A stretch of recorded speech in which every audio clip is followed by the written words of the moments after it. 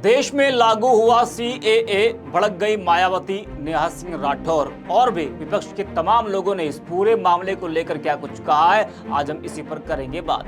नमस्कार, 4 PM में आप सभी का स्वागत है। लोकसभा चुनाव की तारीखों के ऐलान से पहले मोदी सरकार ने बड़ा दांव खेला है। देश भर में मोदी सरकार ने सीएए लागू कर दिया है। आपको बता दें कि सरकार ने नागरिकता संशोधन कानून का नोटिफिकेशन जारी कर दिया है। लोकसभा चुनाव से पहले सरकार का यह बड़ा कदम माना जा रहा है। इस कानून के तहत अब 3 पड़ोसी देशों के अल्पसंख्यकों को भारत की नागरिकता मिल सकेगी। इसके लिए उन्हें केंद्र सरकार द्वारा तैयार किए गए ऑनलाइन पोर्टल पर आवेदन करना होगा। उधर सरकार द्वारा अधिसूचना जारी किए जाने के बाद दिल्ली समेत कई राज्यों में सुरक्षा बढ़ा दी गई है।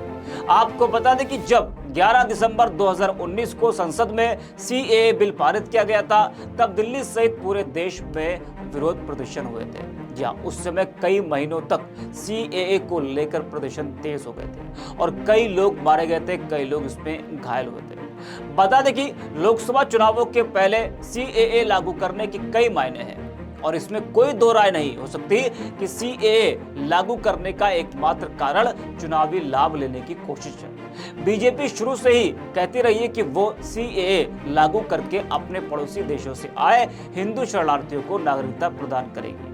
सरकार का कहना है कि इस कानून से मुस्लिम लोगों को कोई खतरा नहीं है। जी हाँ, सरकार कह रही है कि मुसलमानों को इस कानून से कोई खतरा नहीं है, इसलिए उनको डरने की कोई जरूरत नहीं है। बार बार सरकार की तरफ से ये बात कही जा रही है और किसी की भी नागरिकता नहीं छीनी जाएगी, यानी कि सीएए लागू होने से किसी की भी नागरिकता नहीं छीनी जाएगी। कहा जा रहा है कि बीजेपी ऐन चुनावों के पहले इसे लागू करके बहुत बड़ी माइलेज लेने की फिराक में है, पर वास्तव में देखा जाए तो बीजेपी को इससे कुछ खास नहीं मिलने वाला है। अगर विपक्ष इसका विरोध ना करे तो बीजेपी को फायदा की जगह नुकसान भी हो सकता है, क्योंकि पूरा नॉर्थ ईस्ट, जिसमें असम भी शामिल है, इसका विरोध कर रहा है। वहीं देश में लागू हुए सीएए को लेकर बसपा सुप्रीमो मायावती ने बड़ा बयान दिया है। उन्होंने एक्स पर लिखते हुए कहा कि केंद्र सरकार द्वारा नागरिकता संशोधन कानून को अब ठीक चुनाव से पहले लागू करने के बजाय इसको लेकर लोगों में जो संदेह, असमंजस व आशंका है, उन्हें पूरी तरह से दूर करने के बाद ही इसे लागू किया जाना बेहतर होता।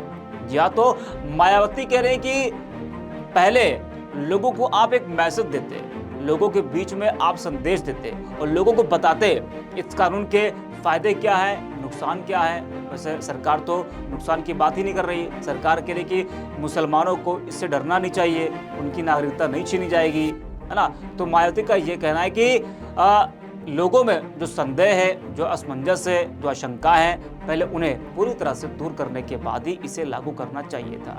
वहीं लोक गायिका नेहा सिंह राठौर ने भी तंज कसते हुए कहा कि उन्होंने एक्स पर लिखा है कि वो सीए की बात करेंगे, तुम इलेक्टोरल बॉन्ड पर अड़े रहना।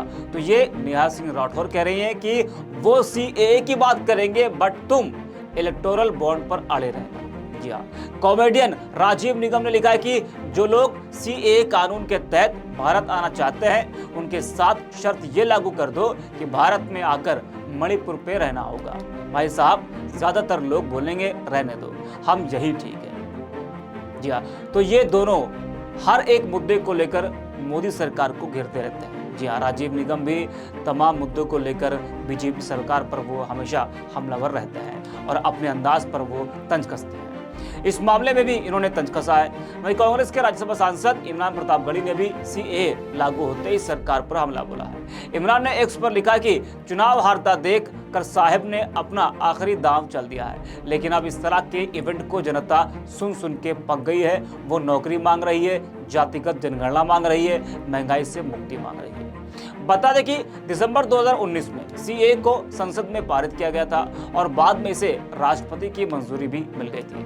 हालांकि इसके खिलाफ देश के कई हिस्सों में विरोध प्रदर्शन शुरू हो गए थे। वहीं पिछले साल 27 दिसंबर को केंद्रीय गृह मंत्री अमित शाह ने साफ कर दिया था कि सीएए को लागू होने से कोई नहीं रोक सकता, क्योंकि यह देश का कानून है। तो वहीं अब मोदी सरकार ने देश भर में इस कानून को लागू कर दिया है। ऐसी तमाम वीडियोस को देखने के लिए अपने 4 PM के साथ